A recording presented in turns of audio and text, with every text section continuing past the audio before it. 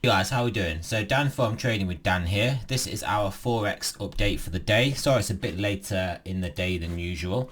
But yeah, we'll get straight over to the charts and straight over to the Euro USD.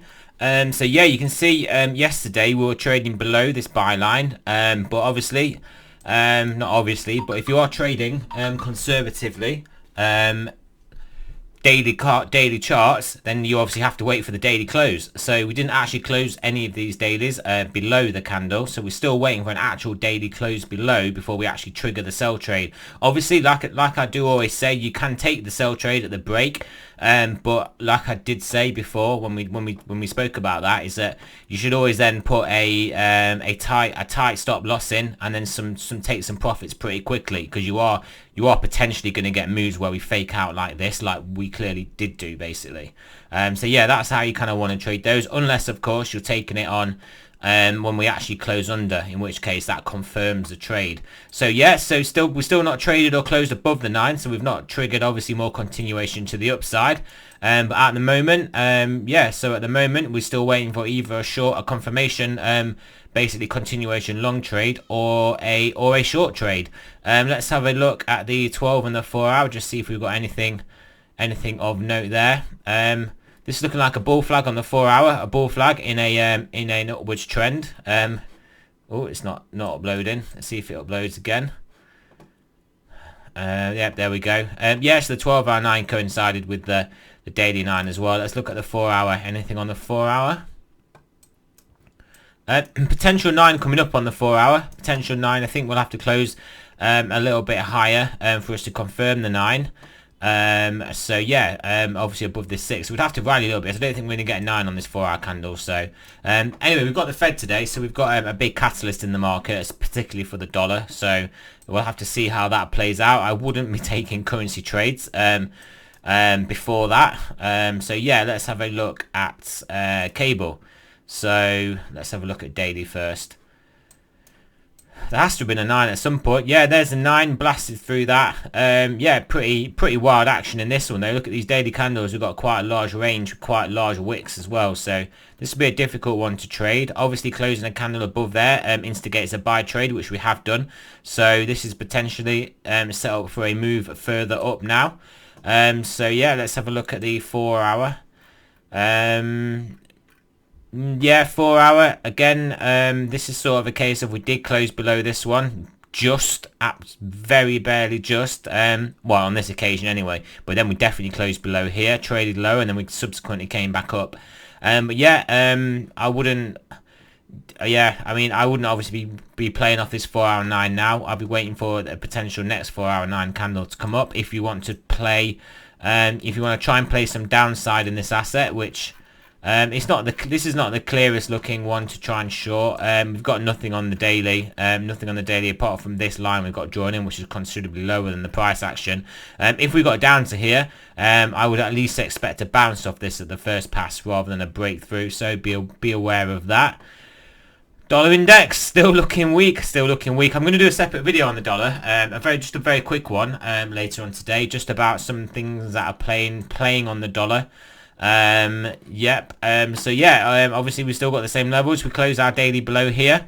That could signal significant ongoing weakness for the dollar now.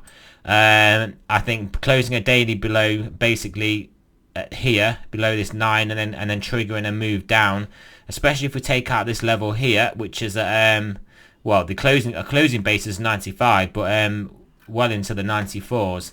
Then that is a pretty important level really to be lost on the dollar. So yeah, so we had our sole trade all the way up here, only really targeting the 200, but boy did we just keep going. And this is why I should run your winners, run your winning trades, because this sort of thing can clearly happen.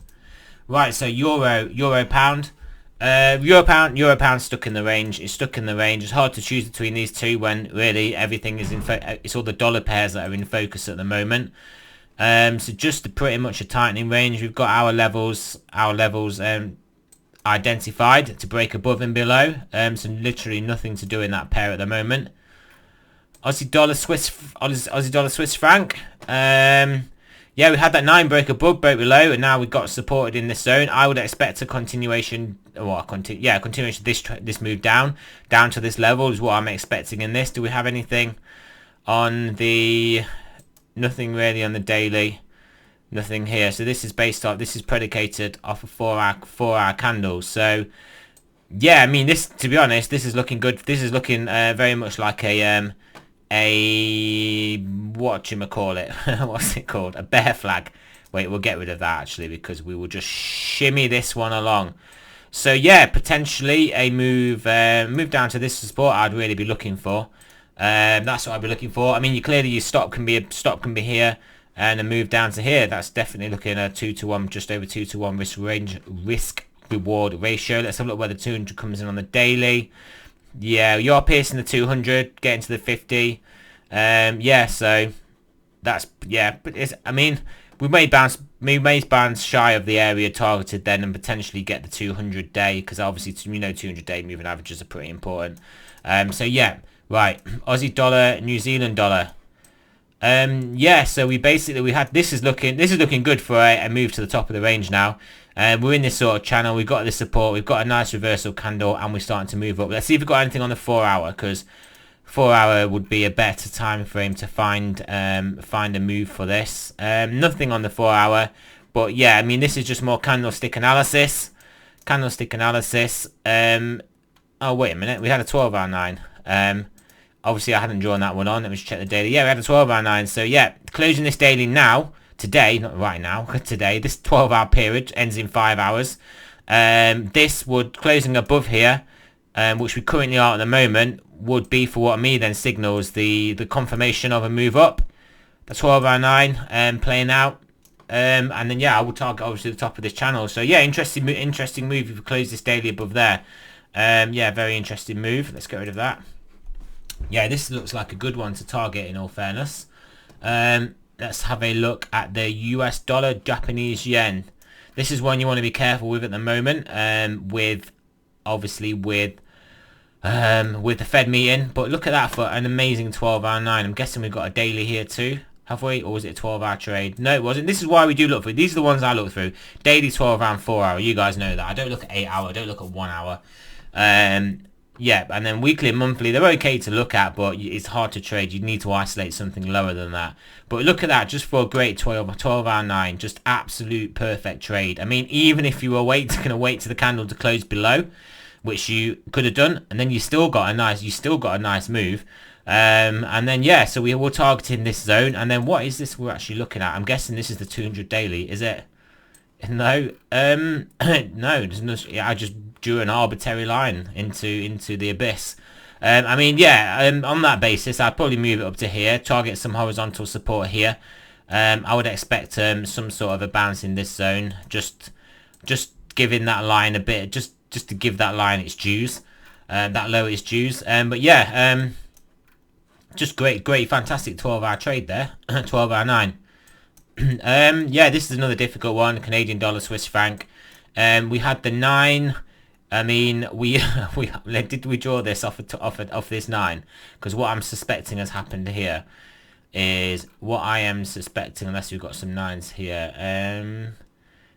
We've got quite a few 4-hour 9s, but yeah, we've got quite a few. Yeah, so broke above there. We had this sort of channel, broke down. We broke down. Yeah, so we had this obviously buy trade off this 4-hour 9, which did take us up, and then that was obviously our level there. We came down, tested this bottom zone off this 9 here, and you can see we got supported there. Now it looks to be that we are going to break through that. What I was wondering was whether I'd drawn this line based on this 9, with the 9 candle not being completed when I drew it. But I think we were operating off a 4-hour trade. A 4-hour trade time frame is a good time frame to be taking trades from. Just don't necessarily expect as big moves as you'll get from a 12-hour or a daily. Then also be cognizant of where the 12-hour and daily 9s are coming in, because they obviously will take precedence over your trade, over what's going on. Did I just see a 2-day 9? I did a 2-day 9, yeah. I don't really trade the 2-day 9s. It's good to be aware of them. You can see this is obviously having an impact on price, but obviously the higher the time frame, the harder it is to get a 9. Therefore, you just have to draw the line somewhere. Yeah, so there we go. Right, Euro Japanese yen. Yeah, great trade off the 12-hour 9. I'm guessing this was potentially a daily. That would have been a great daily 9 candle. Absolute, this is the perfect daily 9 candle. Complete reversal doji candle and then sell off down from there. I mean, this is just picture perfect. This is what the TD was made for. Not what, it's not what the TD was made for. It is what the TD was made for. But obviously also these candlesticks just confirm, and then look at that for an absolutely perfect move down. Just textbook trade there, textbook. Again, we had it on the 12 hours. It's nice when you have it on the I won't click on 8 hours. It's nice when you have it on the daily and the 12 hour. Nothing really on the 4 hour. But yeah, again, like I said though, these if you've got them on these guys, I mean, you'd look for 4 hour ones because they come more often. But then if you get them on these guys, these are obviously the better trades. So you can see that was just a fantastic trade. New Zealand dollar, US dollar. Still waiting for a breakdown. We've got a daily 8 coming up. I'm guessing this is it has to be a 12-hour 9 here. Yeah, we broke it. So basically we broke above that 9. Did we have some on the 4 hour we were contemplating? If it's going to load, took too long. Let's get rid of it again. No, what's up? I think my computer's got too many tabs open. Yeah, we did nearly have some 9s, but I think we were basing this off yeah, in fact it was a continuation trade taking out the top of this 9, so we did break then higher, came back and tested it and went higher again. But yeah, I'll be waiting for the daily 9 to come up in here, the daily 9, and then a potential retrace. Aussie dollar, US dollar, Aussie dollar, US dollar, daily 9, nice daily 9.